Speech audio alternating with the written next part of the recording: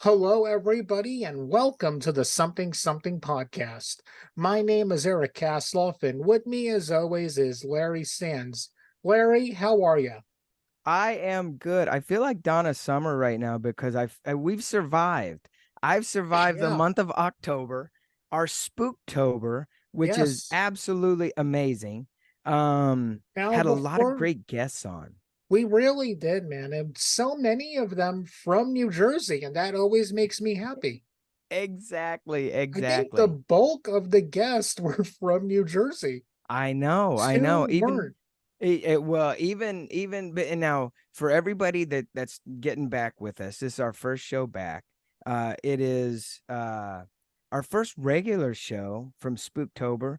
One of the really good things is we had Sam Zimmerman on. He is the Yes. senior vice president of programming at Shudder. And to be able to talk to him about everything he's got going on, talking a little bit about the business side of things, it was super, Yeah. super great. But man, all the houses, the owners that we talked to, the lighthouse, it was just amazing. Yeah, but Larry, before we get into our guest, you were not here for most of October. That's right. Tell everybody where you were. I was in Greece and it was absolutely the most stunning place. And I've been to a lot of places, but when you go to Greece, it is beautiful. The mythology that surrounds Greece is wonderful. To be able to see where the mythology like started and took place is absolutely amazing. Um, I do want to talk about it. I absolutely do, and I want to bring Sasha on. We'll do a She, whole show yeah, about yeah, that. we But will. Larry, we have got a very cool guest on today who wrote a Yes. pretty interesting book. So tell everybody about our guests, man. Yes, yes. Mark David, first of all, I just want to say welcome to the show. Thank you. It's great to be here. You're welcome. You're Thank you. welcome. Now, this is a cool part about what we get to do. We get to talk to not only creative people, but creative people in their particular field that are award winners. So you are an award-winning author, and from what I read, you have more than 20 books available. Yeah, I kind of stopped counting at 20. So it's 20 or 21. It's something like I always have to go back and count again, so I just stopped. That's awesome. Spoken like a true creative that just keeps working at their craft. I love that. I absolutely love that. Um, you have a brand new book that actually just came out in October. Am I correct? Yes, that's correct. And it's not spooky, so it's not a spooktober book, Okay. but That's awesome. That's awesome. That's awesome. Now, y- from from what I read from the bio, your book, and tell me if this is fantasy or if this is reality right now. That your book, The Moon Quest, The Legend of Quintana. Did I get the name right? you got the name right. It's the first Okay, book in the good. series. Yes, yes. And from what I remember about your bio is what if everything create why am I trying to do this? Tell us what the book is because when I read your bio, I'm trying to put it in a creative way, but I'm not getting there. But from my takeaway from reading the bio is a lot of what you wrote about is kind of happening these days, with the exception of people killing, the author or whatever for So so talking so about. far so far anyhow. Yeah. Right, I know. Tell us a little bit about your new book and Sure. the parallels of what's going on in today's society.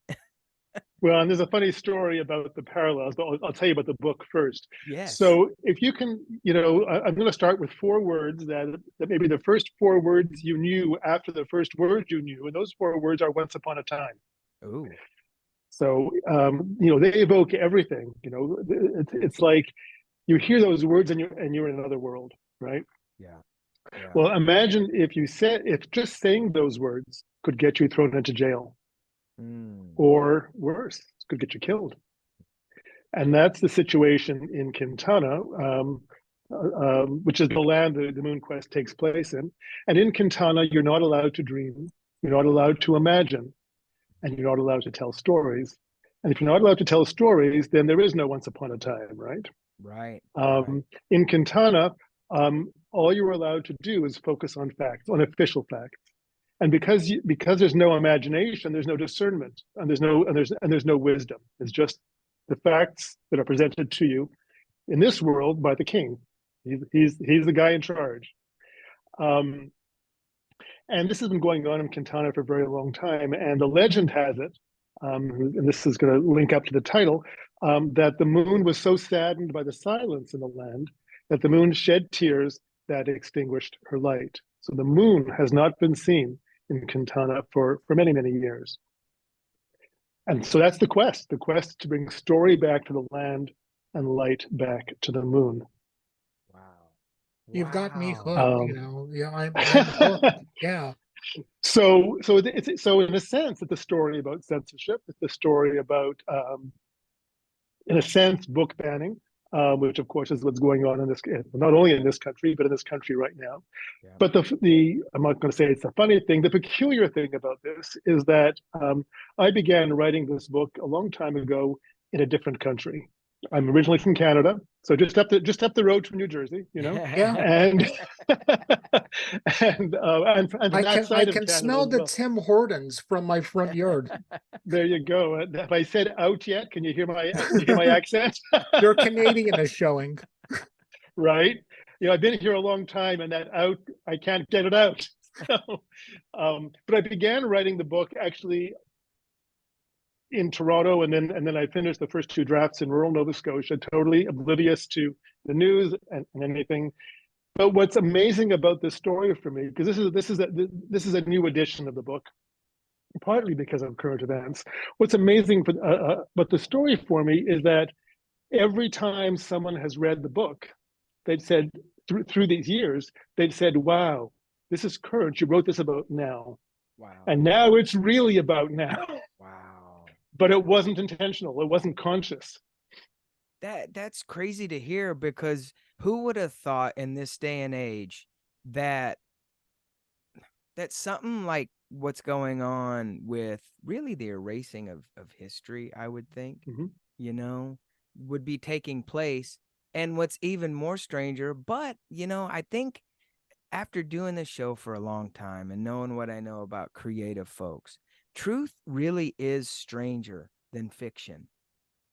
And well, I was going to say, fiction is a whole kind of truth of its own. Right. And you'll notice that on the tagline on the cover, it says a true fantasy.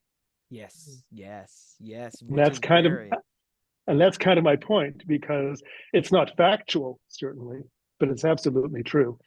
Yeah. Yeah, it is true. Let's talk a little bit, because your overall, I mean, I just from your overall how you sold it, and it's like Eric said, you got us hooked, and I think that's the main thing. And how long ago did you begin to write this book? So I was teaching a writing workshop in Toronto back in 1994. It goes back a while, different millennium, let alone different century, different decade, different millennium. Wow, that's weird to hear. Yeah, I know. And something I'd never done before. I actually wrote the exercise I was teaching as my students were writing. Wow. Until that moment, I would always just keep an eye on them and just make sure nobody needed me, whatever. And that particular evening, maybe it was the voice of my muse, or maybe it was the voice of the moon quest. I just felt like I needed to do the exercise, and I began to write. And what came out of me was something I had no conscious knowledge of. It was a story about a strange-looking man riding a strange-looking coach pulled by two strange-colored horses. One was, and I didn't know what the hell I'd done. And then, and the next morning, I was intrigued enough that I thought, I wonder if this is going to go anywhere. And I just kept writing and writing and writing. I knew nothing about the story except as I was writing it. from one day to the next, some days from one sentence to the next. And a year, this is really bizarre, but it's true. A year to the day of that workshop later, I was now living in rural Nova Scotia. I finished the first draft. But a third of the way through, I had a title, The Moon Quest. Those horses and that gentleman and that coach, that carriage, are part of the story. And that was The Moon Quest, and I did not know what the hell I was doing as I was writing it. And there's an irony there, because in the story, there's a young man who's sent out on this quest. He's very reluctant, as most heroes tend to be. Certainly, as I was writing the story, as a matter of fact. And he is given no direction when he's sent out, and he's just said, "Follow your heart and trust the stories that come to you to guide you." Now, these are not stories he already knew. These were not stories that he was taught. These were not stories that were passed down. And he's living in hiding in a community of bards, of storytellers, and they were in hiding to escape death, basically. So he knows the stories he's been taught, but those are not the stories he's to tell. And so he travels telling the stories that come to him as they come to him.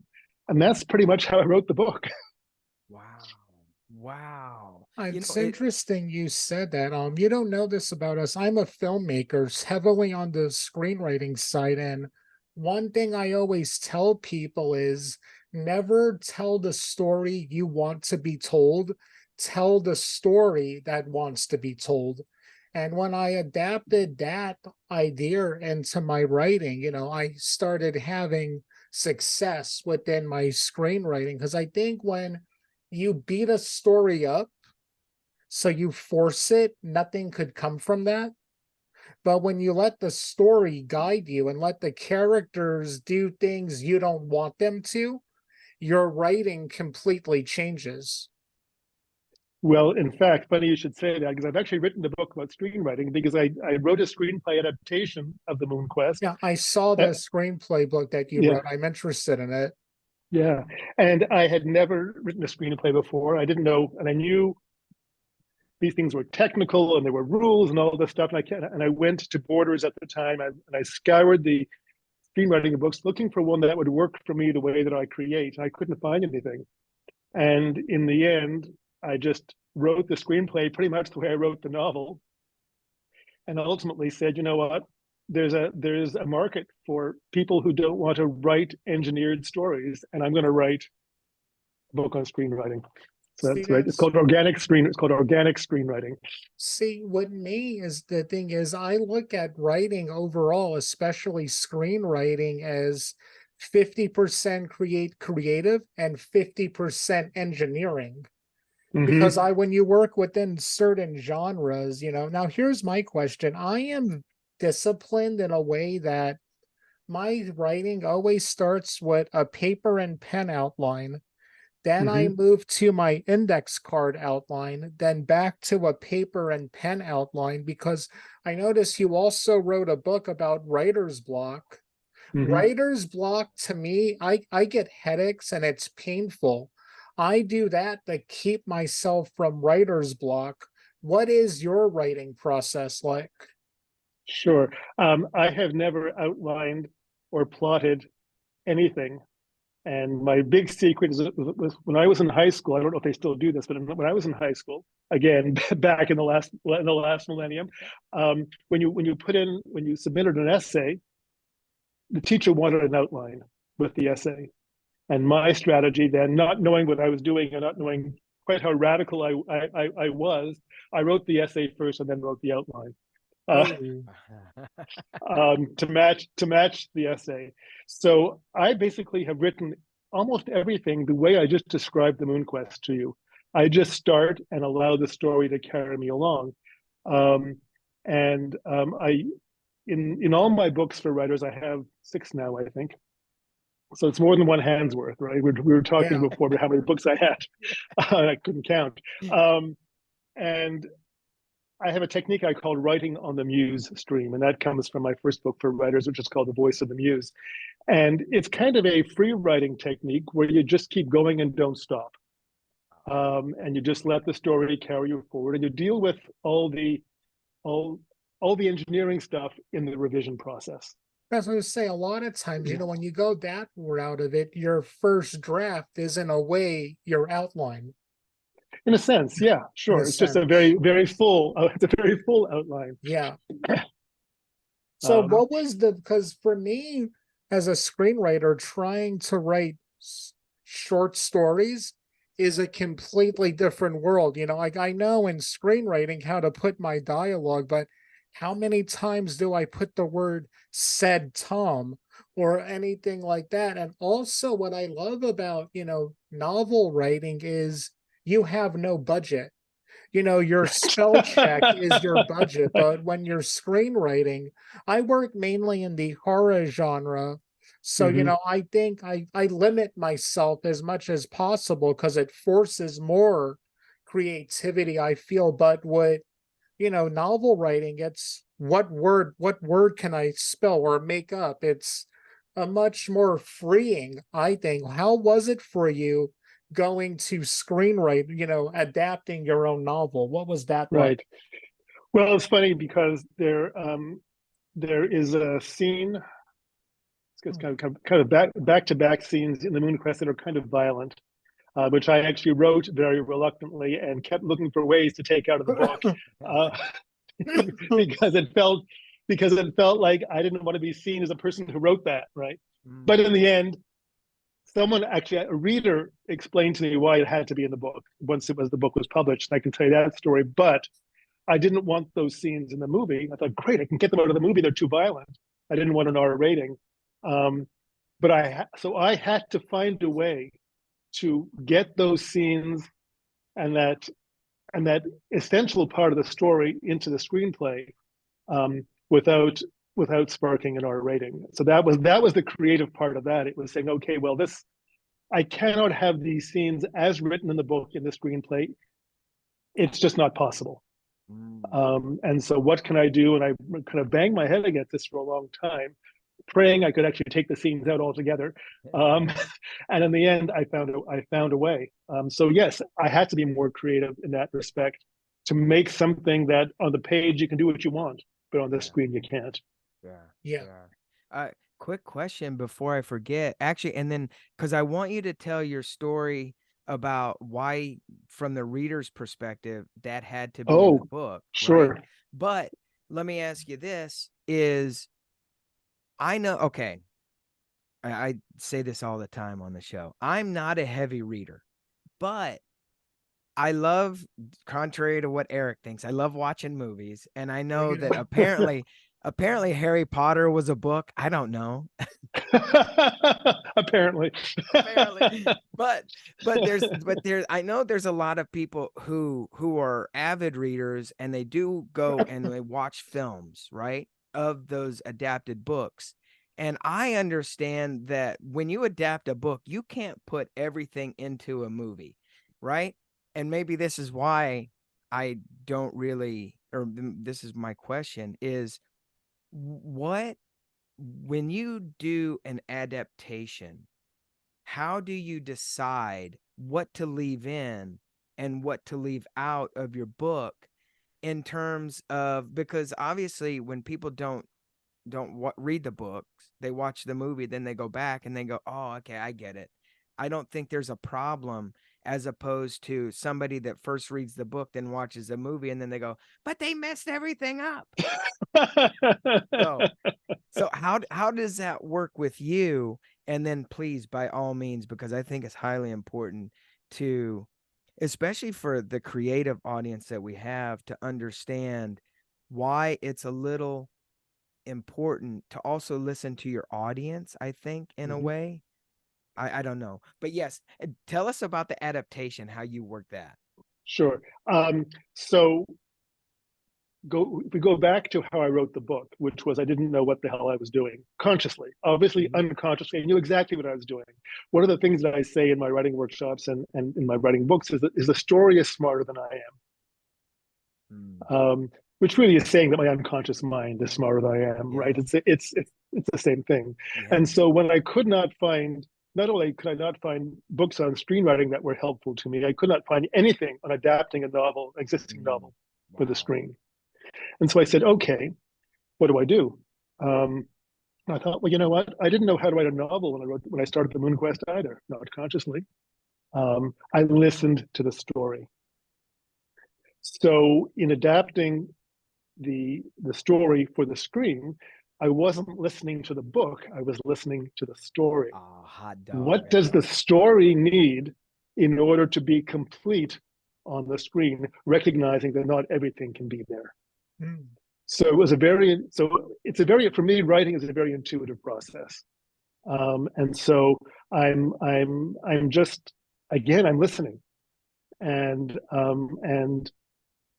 what I get doesn't always make sense. You know, again, if we go back to the book for a second, once I had a sense of where the story was going, which took a while, I'm still listening, and every once in a while, I would find myself writing off in a direction that made no sense to my conscious mind in the context of the story that I thought I already knew. I now knew, and it was a huge struggle not to control it, but to let the story go where it wanted to go. And every time I did that, it came back around to where it needed to be perfectly, and in a way that consciously, at least, I could not have conjured up or could not have manufactured. So with a screenplay, it was very similar. It was like, okay, what is truest to the story?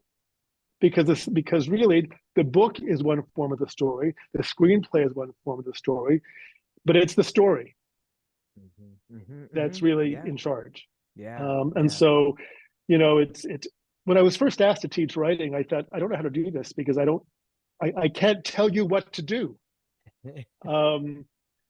But I found ways, obviously, as I do it. But because it took me a while to figure out what it was I did do, because there was no conscious anything. In fact, my first rule for writing in many of my books is there are no rules.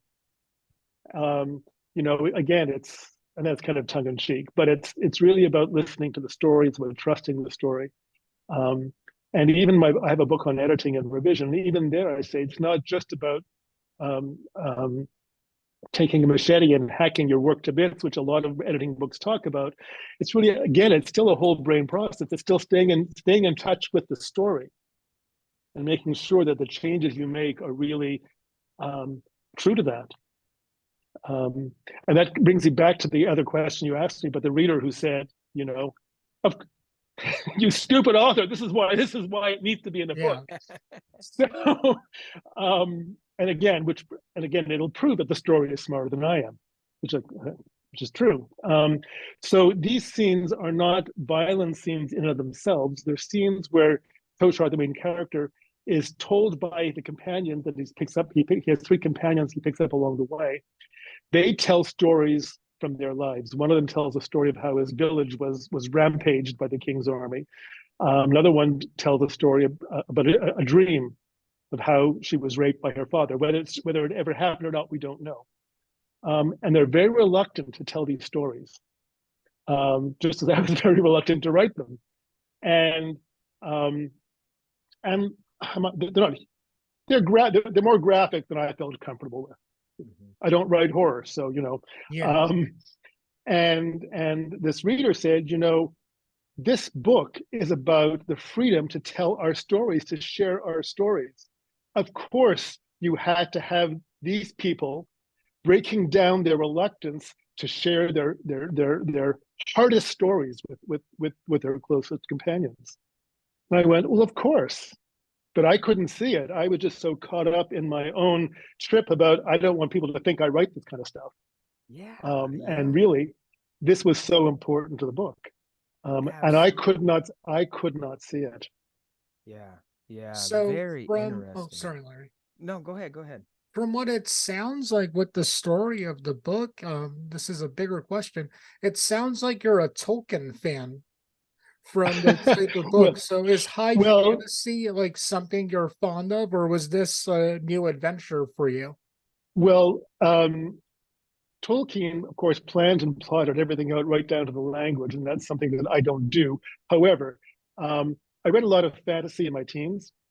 Um, Like I who? had a, oh God, I read. I don't even remember. I mean, my teens are a long time ago too, so I Okay, don't. I okay. don't remember. But I did rediscover fantasy in my 30s, and I would read. And that's actually when I was given a three-book set of Lord of the Rings as a bar mitzvah present, which again goes way back. I could never get into it.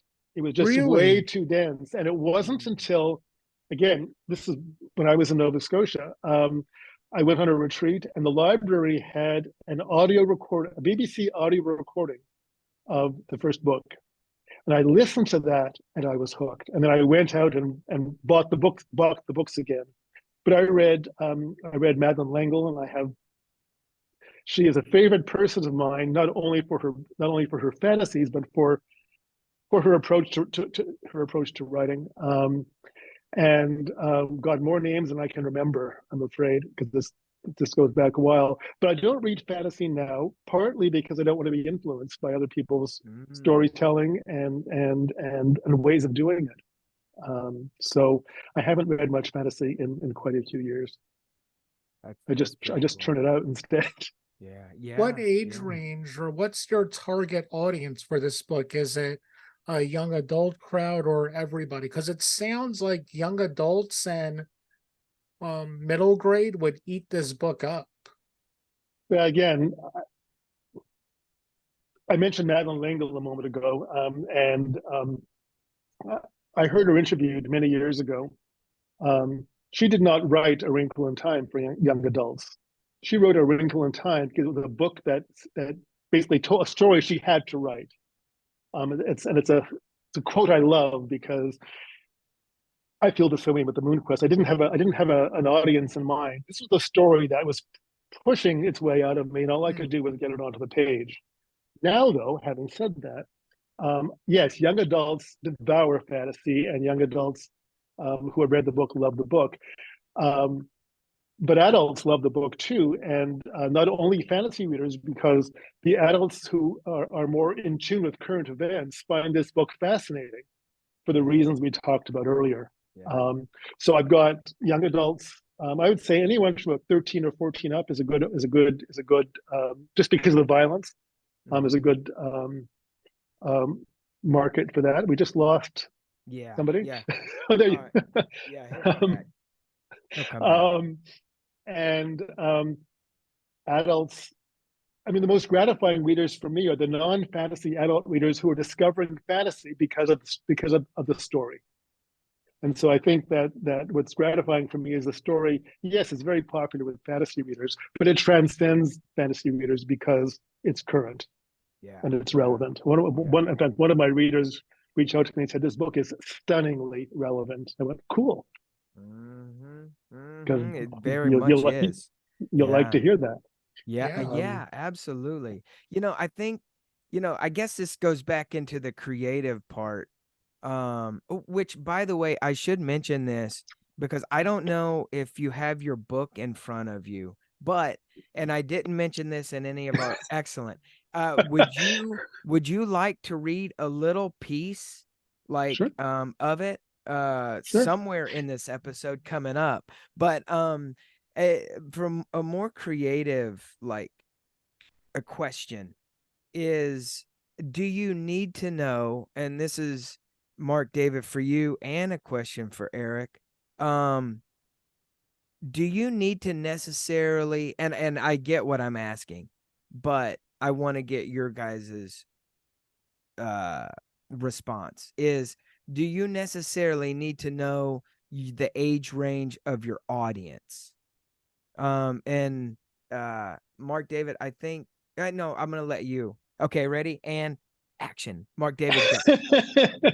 Well, like I said a minute ago, I had no age range in Yeah. mind. And as I've written more books in the series, yeah, for me, I have to write the story that wants to be written, Yeah. and in a sense, I have to trust the story to find its audience. Right. Right. Um, interesting about Harry Potter, each successive book in the series had a higher age range because each successive Mhm. book in the series got a little bit more violent, a little bit more Right. intense. Mhm. I would say that I'm actually working on the fifth book in this series right now. Wow. So there's way more to come. So I'm not going to tell you about the books in between, but I will tell you that the Star Quest with the creepy cover. I have a funny story about that cover too, but with the creepy cover was um, the I'm not sure if you say there's more violence. There's actually torture in that book, Ooh. and that did not make me feel very good and comfortable writing. But it's so integral to the plot, just as the violence in the Moon Quest was. It's not even remotely gratuitous. And again, if I could have taken it out, I would have. Mhm. But again, today's 13 and 14-year-olds aren't me when I was 13 and 14, and probably aren't you either when you were 13 or Yeah. 14. Yeah. Much more sophisticated, have been exposed to a whole lot more. Yeah. Um, so I don't have a problem with that, with those readers reading it, but it wasn't written for any audience, Yeah. any particular audience. It was written because I had to write it. Nice. Eric, what about you? Yeah, I do target Pacific audiences. When it comes to book writing, again, like you have to understand there are rules when you're writing for a kid's book, like the Goosebumps books, the R.L. Stein Goosebumps books. The whole thing is the scary stuff can never touch you. It can be Mhm. out there coming to get you. And again, language and things like that. And now with the screenplays, there's something one of the most brilliant producer in Hollywood right now, Jason Blum of Blumhouse. They make movies for 5 million like this now. Five Nights at Freddy's cost 10 million. It made over 100 million. And he said that when it comes to PG-13 horror, you can't make a movie for teenagers and make it R-rated that those teenagers need their parents to see it. Mhm. So there are things that you have to think common sense. Like here's another story. I was offered a job to direct a faith-based film, a Christian movie, and the writer of this Christian movie that would be sold in Christian bookstores had a scene in it where there was a strip poker scene that took place in a church. Now, I don't know what church he goes to, but from what I know, in most churches and synagogues, now there was a reason to it, but in that type of fiction, you can't do that because Of of the course, audience it's being sold to. of Like, let's course. say, our brothers and sisters in the Jewish faith, you can't write a book for a rabbi and have something like that in it because it would offend him and he would put the book down. So you got to think who you're writing this for. That's a good point. And actually, Mark David, you had mentioned that, about, not putting in the violent, scenes in your book because of your own because of you, because of what we Yeah. think. And it made me realize and remember I had done, living in Los Angeles, did a lot of plays, and I came across I did a play that I was offered, and I was reading it, and I was like, man, this kid, he drops a lot of F bombs, and he's just like, F this and F that. And I thought to myself, I'm like, I don't know if I want to do this. I don't know if this will be a good thing to do. And I don't know if this is any the same vein as you guys, but I think it's important that as a creative artist, whether it's music, acting, writing, anything, we have to keep we have to put aside um our feelings of how we feel about stuff, because I think when you do this, when you let your tendencies, your likes and dislikes to get into your creative process, then it kind of skews everything up, and it takes away, I think, from the message that is supposed to be what that particular thing is about. But I was reading it and I thought to myself, I don't want to do it. And then, but reading it out loud somehow made me go realize, no, this is probably the exact same. This is the exact best thing to do, because not only, is it really shows the despair that the character was in, and he hit rock bottom, and then there comes a change with him and his father. Oh, it just gave me chill bumps talking about it. But those are the things that make, and it's weird because a lot of times the things that we think are not going to make a difference, and it's just kind of like, and not really a throwaway, or it's like, oh, it's too much of this. Those are the things that actually make the difference in your audience, in the viewer, in the reader, in the listener. Those are the things that really bring out that it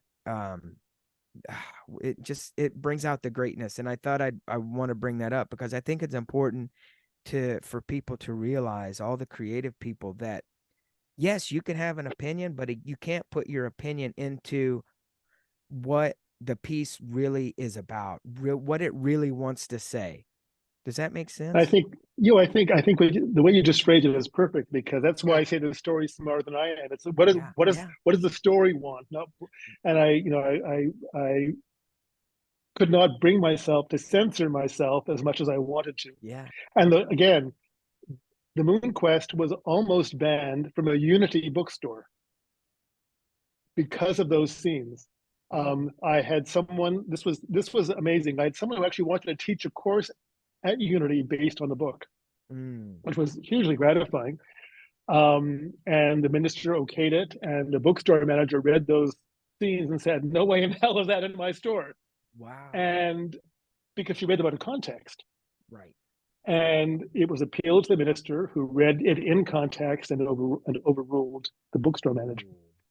Ooh. Um, I think that's the issue. It's not like I'm throwing, or anybody. I'm not like I'm throwing these scenes in there just for jollies. Right. I didn't want the scenes in there in the first place. Yeah. But in fact, the way those scenes happened in the first draft of the book, I wrote in the third person. There was a reason for that, which I can share afterwards. But the subsequent drafts are written in the first person, and the book is in the first person. And at a certain point, some drafts down the road, I thought, I've really got Toshar, who's the main character, who's telling the story, but I don't really have his companions because of this whole first person thing. Um, I need to do something to get into their heads. So I do a technique which I teach. I usually do it in a class. I'll lead a guided visualization. Well, I can't really do that for myself, but I kind of close my eyes and imagine the character in front of me, and began to have kind of a meditative dialogue with each of these characters. And these characters told me these horrific stories. Wow. And I did not want I did not want to hear them. I did not want to write them down. And once I wrote them down, I did not want them in the book. They said, you know what? They'll never fit in the book. So I had those scenes and some other scenes that came to me during this process. And I sat down with the manuscript, and I'm reading the page and turning the pages and turning the pages. And I see exactly where those scenes belonged. And I went, shit, I wrote this story leaving space for something that wasn't there yet, because I couldn't deal with it yet. And now here's where it goes. Minimal transition. They just fit right in. I was blown away. Again, the story was smarter than I am. Um, and it it keeps proving that over and over again. When you're editing, editing video, um, and you don't really realize it, but when you're shooting a bunch of stuff, and Eric, you may have seen or done this with Hillsborough Road, but when you're editing, you come across and you're like, oh my God, this is going to be bad. This is horrible. And then it just fits somehow. And those are, I call those happy mistakes, because those mistakes aren't really mistakes at all. It's just, it's supposed to be there. You just have to figure it out. You just have to figure it out. And Mark David, I love the fact, because look, rules are rules. I get it. Everybody has rules. Everybody, and especially filmmaking. Oh, you've got to follow this rule. You got to follow that rule. You got to do this. You got to do that. And then when you get into it, when you get into filmmaking, all the rules that they teach you, you have to stay away from, that you have to avoid at all costs, kind of go out the window. Because when you're under schedule and you got to do this, you got to do that, and you've just got to make everything happen because there's a schedule, fuck the rules. Screw the rules, right? And I get it. Rules are made to be broken, but not every, and I think this goes for a lot of creative people, because I think they beat themselves up about it. Is, oh no, there's a rule, I can't do this. And I get it. Eric, you're absolutely right about rules for writing for your genre. And Mark David, I see that the rules are there because you don't really need rules. Those are the things that you just let happen. And when So you yeah, go ahead. I was going to say, years ago, as a freelance editor, I edited a Silhouette. Silhouette was owned by, I don't know if it still is, was owned by Harlequin Romance at the time. And I edited Silhouette manuscript, copy edited it. But that was a whole different kind of an experience. But we're talking about genre fiction. They give you, as an editor, they give you a guidebook.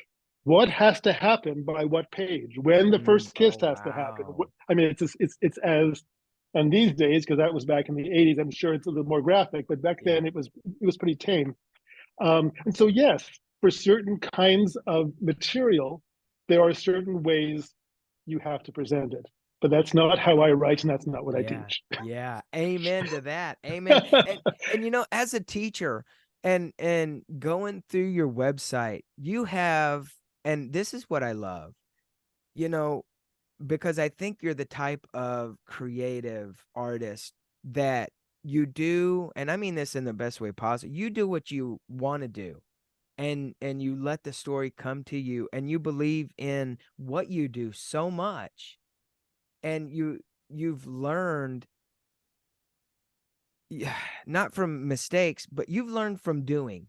You've learned from doing, and in my mind, when I look at your website and I see all your books about screenwriting and really writing, I think in general, it's really awesome that you have so much knowledge and passion to give people that I mean, this is your life, and it's amazing.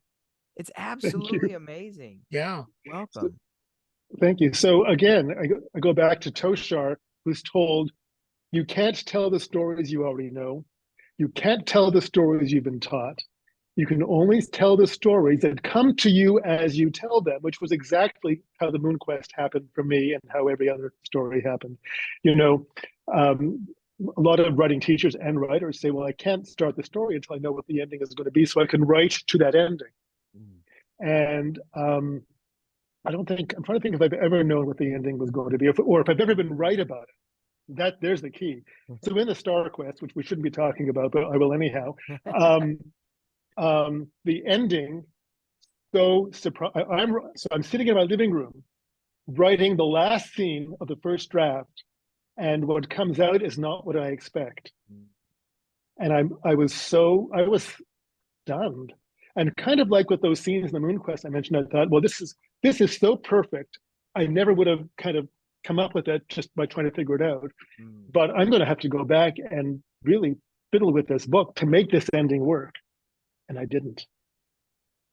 I had written to that ending without knowing it, without consciously knowing it. There was nothing I had to change. It was perfect the way it was. And I thought, again, the friggin' book is smarter than I am. I don't know what I'm doing. All I'm doing is writing what comes. But I'm doing it not from here. I'm doing it like Toshar has to do, from here. And listening and trusting. And yes, in the editing process, there's this fussing that needs to happen. The first draft of the Moon Quest, I think, was like, I think it was 400 manuscript pages, Wow. which was huge. And because I never went back as I'm writing, stuff changed. names changed. There were things that weren't going to work. I just kept going. I kept moving forward. So the subsequent drafts were it was a mess basically. But I just kept moving forward and trusting the story, and in the end, it all worked out. This is the book of mine, my first book that's won the most awards. Wow. Wow. Yeah, there was a statement you just made about your second draft was like a mess, right? And I think this is true. Again, we're a creative podcast. We get to talk to a lot of freaking brilliant creative people. And a lot of young creative people think that just because they don't get it right the first freaking time, they need to quit and change their name and their background and do something else. You don't. How do you work through? And okay, and I realize two things. I realize we're running kind of long, and I promise we're gonna wrap up, but not until you read a portion of your book, a little Okay. piece of your book. But um there comes a time. How did you trust yourself enough to let it be a mess, everything a mess, and how did you let yourself just finish the first project? Because I think your first one's kind of like, oh God. But how do you trust yourself enough? And now I get it, because you know yourself as a writer, but how did you trust yourself enough to finish that mess that you had made, in your Writing first couple of books? writing the Moon Quest was one of the most stressful experiences of my life because I didn't know what I was doing. I didn't know that I couldn't write a book without knowing the story. Mm. Um, and although I taught the technique I was writing with, I'd never thought of it as using it for a full length piece. I thought about using it for little vignettes or just as exercises. Um, in the end, I had to force myself to write in bed in the morning before I got up, so that I would not create I would not procrastinate all day long to avoid having to do it, because the level of creative trust involved for this, and the level of letting go control involved for this was huge, huge, huge, huge, bigger than anything. I mean, I've done bigger stuff since, but until that moment, that was the biggest thing I'd ever done. And I would, I'd get up and I'd go to the bathroom and I'd get like some fruit. I'd go back into bed. And I actually wrote the first two drafts of the Moon Quest longhand, which is a whole other. And I would with my pad, and I would just write, and I would just force myself to keep going, and not and it was hard. It was really hard. Now I know it works, so that I don't have that level of stress. But then it was hard, and I ended up moving. I ended up selling everything I owned and moving 1,000 miles east to Nova Scotia, rural Nova Scotia. I had an AM radio that got one station. I had no TV. The newspaper came out twice a week, where I was, and I didn't do this consciously for this reason, but I think, again, talking about the story, I think the story shoved me out there in a sense, Wow. because the only way I was going to get this done is if this was my life. And it was amazing. And I recorded my first audiobook. I recorded for the Moon Quest back in the summer. And that was, I have, of course, one of my little quirks is I read aloud and I'm writing, which is always kind of fun in Starbucks and people looking at you kind of strange, especially in the days before earbuds, right? But reading aloud as you're writing or reading aloud as you're editing is not the same as reading aloud for an audience. And although I read bits of the book out loud, I'd never done the whole book. And it was just an amazing experience of my own work that I had never had before. And I was blown away. I was blown away by all the ways the book still moves me. all these years later. And all the things that I hadn't seen in the book through all my previous readings, because I was reading it out loud. When you're reading it out loud for an audience, you're focused in a way you're not when you're reading it just quietly, because everything, I mean, you act, everything has to be spoken to be gotten, Right. not Yeah. just for yourself. Yeah. And I'd never wanted to do the Moon Quest or my fiction myself. I just didn't think I had the chops to do it. And people kept saying, no, you do it, you do it, you do it. And finally I said, well, I'll record the prologue and see what people say. And people fell over themselves. Right. By the way, prologues, what rules? Do not put a prologue in your fiction. Two of my Quintana books have prologues. Because that's what the story demands, and that's what I'll read for you in the time when we get to that.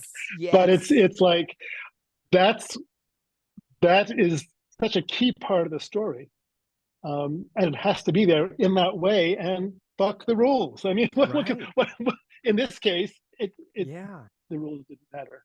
I It's love what it. the story required, I really. love it. I love it. I tell you what, let's go ahead. Yeah. Can you read the prologue? That'd be Yeah, super amazing. yeah. Yes. Let me just do this, which I'm glad we're not on video. Yes. Yes. Yes. And by the way, sitting next to me in the chair is my dog. His name is Kiri, and he's named after a character in the book. That's That's so awesome. cool. That's so freaking cool.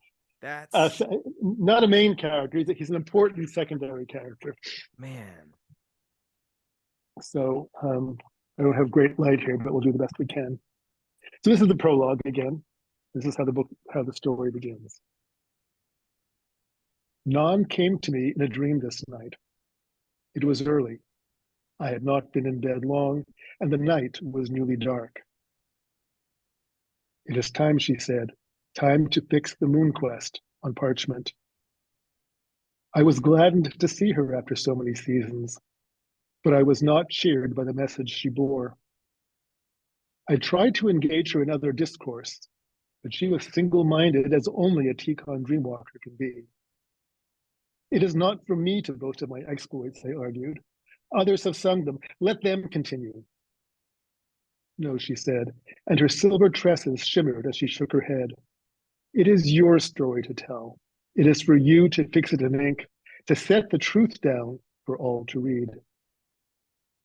I tried to resist, to shut Nan's words from my heart, to return to the dreamless sleep that preceded her appearance. The Tikon speak only what we know in our hearts to be true, and my heart would not close to her, even as my mind longed to. Only by forcing my eyes open and my body to this table was I able to banish her milk-white face from my mind's eye. Only by letting my quill rasp across the blank parchment have I stilled her voice. But my quill hovers over oceans of emptiness. I don't know what to write, where to begin. The story has so many beginnings and no clear ending. As a bard, as elder bard, I am trained to know how to weave disparate elements into a tapestry of word and song that brings light and meaning to life. When recounting other stories, I have no difficulty. The tales unfurled from my tongue as if by magic, as if Menor herself were singing through me. Nan says, it is my story. Perhaps she is right. Is that why the words come so reluctantly? So many seasons of storytelling, and still I hesitate. Of all the stories to stick in my throat, how ironic that it should be the Moon Quest, a tale of the freeing of story itself. You see how confused I am? I have not even introduced myself. My truth name is Toshar, and I am old. So old that most who knew me by that name have passed on to other worlds. Toshar. Even I have forgotten the boy who was Toshar, the youth who embarked on the Moon Quest all those seasons ago. They call me Kolar now, the ancient word for elder bard. It is a sign of honor and respect, but it separates me from the youth I was. Perhaps Nan is right. Perhaps it is time to bring back Toshar, to allow the boy I was to touch the man I had become, the man I will soon cease to be. Soon it will be time to release the ageless spirit from this aged body and move on to other realms, set off on other journeys. I have seen it, and I welcome it, but it cannot be mine until I have told this story. None insists. She speaks, even as I sit here in full wakefulness, staring at the shadows cast on my flickering taper. Now they loom large and menacing, now they flit and flutter in delicate dance. I see it all now, the leap of light against dark. The shadows will tell me the story, and I will write what I see. I will write until my fingers and beard are black with ink. I will write until the story is told. Only then will I be free to continue my journey. Only then will my daughter Kinta be free to continue hers. She is nearly ready. Rylan O'Garan taught her well, taught her the lessons of the Moon Quest. Soon she will live them through my words, and will be free to assume the mantle of her birthright, according to the ancient orders of succession.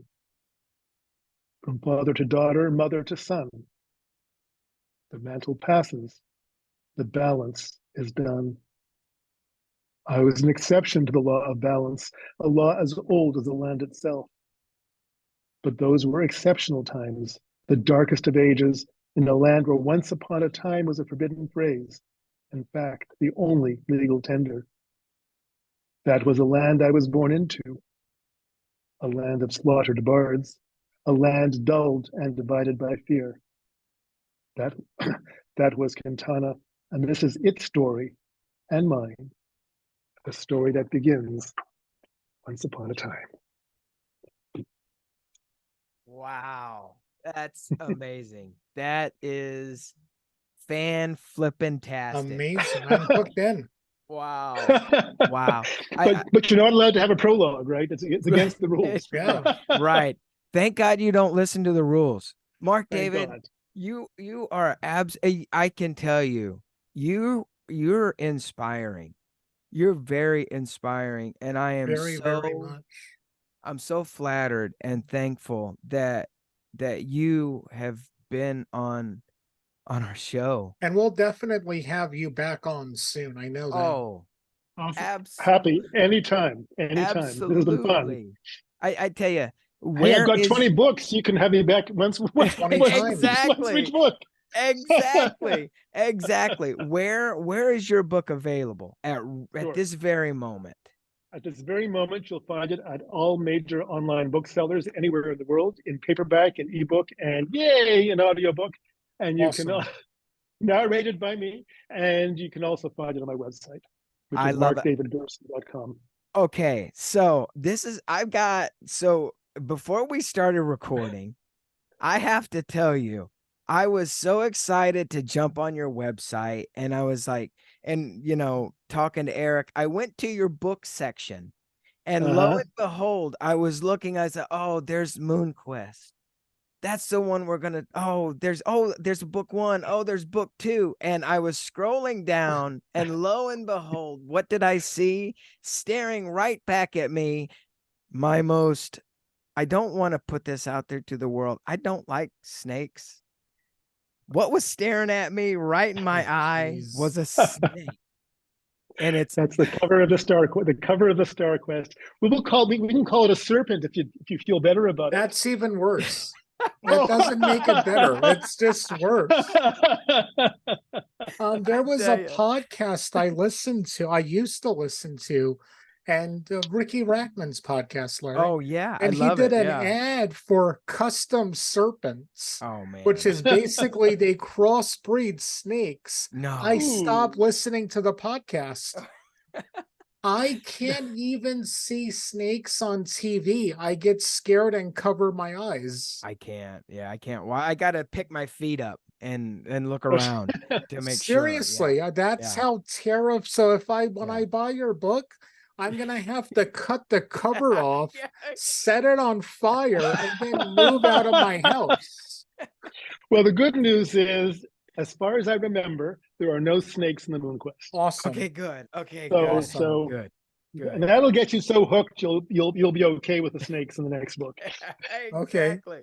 I tell you, Mark David, you are absolutely, again, you're inspiring. You're so much fun, and really, really quickly, can people contact you because Yeah. you are Uh, not a counselor but a teacher, and a coach and a teacher. yeah, Yeah. thank you, so it's okay for people to contact you. Yeah. So there's a contact page on my website. And I'm also on all major social media. Excellent. And my username, most places, is just Mark David Gerson, the whole thing. So Facebook, Twitter, or whatever it's called now, and Instagram. I have a whole bunch of videos on YouTube, including some book trailers and some stuff, some inspirational stuff on writing. So I love yeah, it. but by all means, go to my website, fill out the contact form, and I reply to everybody. Not always immediately, but as quickly as I can. I love it. I love it. Thank you. Thank you. Thank you. Thank you 1,000 times for being on the show. And Again, it we was will an have you on. absolute blast to have you on, sir. Thank Again, you. It was a blast to be here. all of the links will be in the description if you're listening in on Anchor. Mark David, thank you so much for coming on. And hey, everybody, remember, like we say each and every week, support our troops.